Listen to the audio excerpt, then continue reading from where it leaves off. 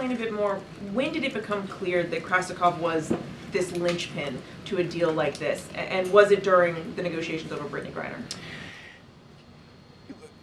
When you're engaged in a negotiation and one side lays down a position, there's not like a light bulb moment when you say, okay, that position is immovable. That has to be tested, and alternatives have to be suggested, and proposals get put on the table and rejected, and new proposals and rejected. So it is less of a aha moment, okay, now we know, and it's more something that you accumulate through the experience of the negotiation. And so over the course of this negotiation, we did reach the conclusion that Krasikov was a key.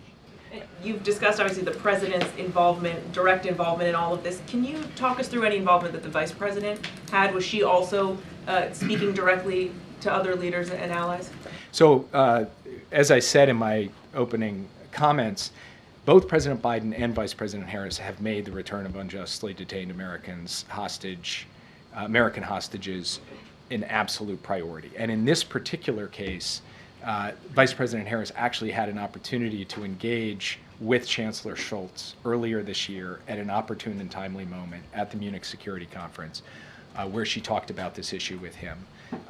That followed on a conversation that the President had just a short time before that, and it was in the run of high-level engagements and a back and forth that the President and the Chancellor were having that Vice President Harris was actually able to sit face-to-face with Chancellor Scholz and talk through the elements of this. And then I've sat in the Oval Office more times than I can count over the course of the past years, providing briefings and updates on this and getting peppered with questions by both the President and the Vice President, thinking through the strategy, iterating the approach, which she was a participant in very much, a core member of the team that helped make this happen.